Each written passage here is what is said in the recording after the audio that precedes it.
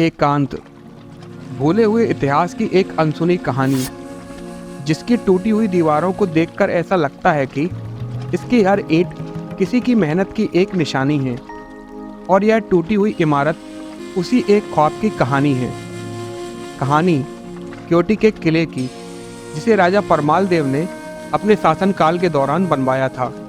पर बदलते वक्त की तरह क्योटी के इस किले ने भी कई बदलती हुई सत्ता और इस पर हुए आक्रमणों को बड़े करीब से देखा है। फिलहाल इस दुर्लभ और ऐतिहासिक धरोहर तक पहुंचने की जानकारी सबसे पहले देखते हैं। क्योटी का यह किला और क्योटी झरना मध्य प्रदेश के रीवा शहर से 38 किलोमीटर की दूरी पर क्योटी गांव में पड़ता है और इस वीरान और दुर्गम स्थान तक पहुंचने के लिए अगर आप अपने साधन से आएंगे तो ज़्यादा बेहतर रहेगा।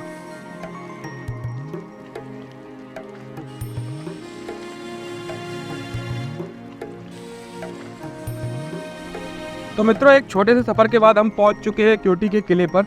आइए आपको लेकर चलते हैं अंदर की ओर। ज़्यादा अच्छा किला तो नहीं है क्योंकि यह पूरी तरीके से जर्जर स्थिति में है। आइए फिर आपको लेकर चलते हैं अंदर की ओर।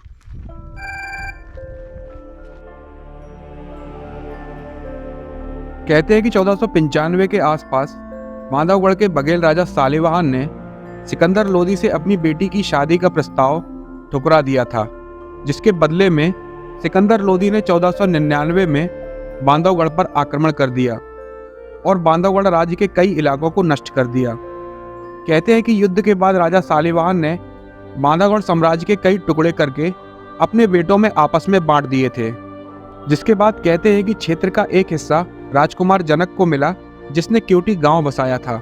इसके बाद राजकुमार परमाल देव ने क्योटी जलप्रपात के ठीक सामने ही क्योटी किले का निर्माण कराया और यहीं से क्योटी राजघराने का उदय हुआ। तो मित्रों, कहते हैं कि इस किले का निर्माण राजा परमाल देव ने सन 1500 ईस्वी में करवाया था।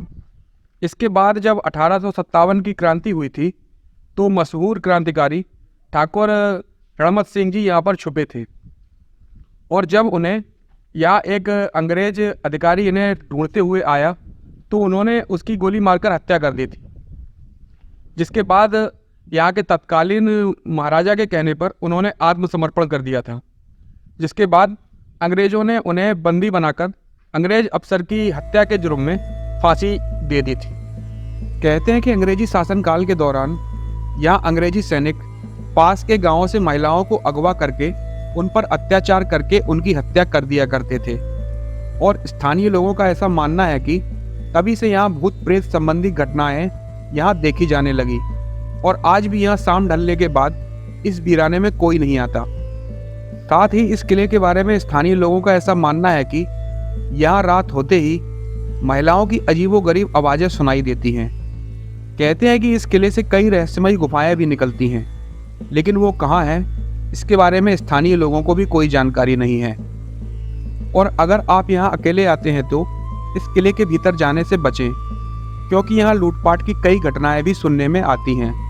क्योंकि किले के अंदर नशीले पदार्थों का सेवन करने वाले, जुआ खेलने वाले और चोरी करने वाले लोग यहाँ आते रहते हैं और यदि आप इनके चंगुल में फंस गए तो यहाँ आपको शिकायत दर्ज करने के लिए पुलिस थाना भी नहीं मिलेगा। तो शाम होने से पहले यहाँ से निकलना अधिक उचित है। और अगर आप कई लोगों के साथ यहाँ घूमने आ रहे हैं तो आप आसानी से इस किले के एकांत का आनंद ले सकते हैं। तो मित्रों, क्योटी के किले के बाद हम आपको लेकर चल रहे हैं यहाँ पर बने एक प्राकृतिक झरने की ओर, जिसे क्योटी फॉल के नाम से जाना जाता है। तो आइए फिर चलते हैं।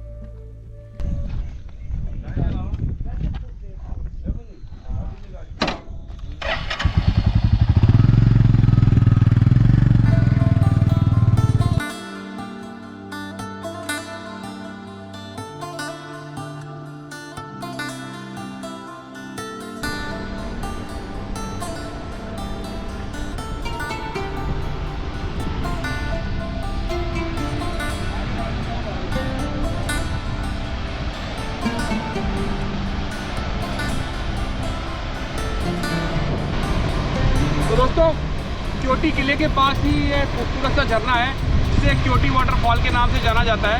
आप देख सकते हैं कितना खूबसूरत और प्राकृतिक से भरा हुआ इस फॉल का नज़ारा है। देखिए जरा,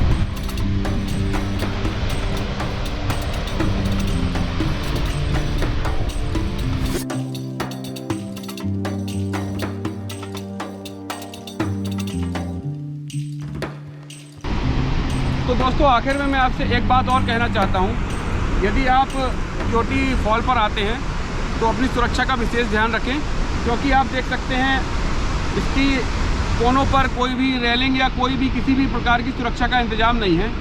तो मित्रों, उम्मीद करता हूँ कि ये वीडियो आपको काफ़ी पसंद आया होगा। इस तरह के और वीडियो देखने के लिए सब्सक्राइब करें हमारे यूट्यूब चैनल ट्रैवल विद को। तो दोस्तों फिर मिलते हैं एक नई जगह और एक नए वीडियो के साथ।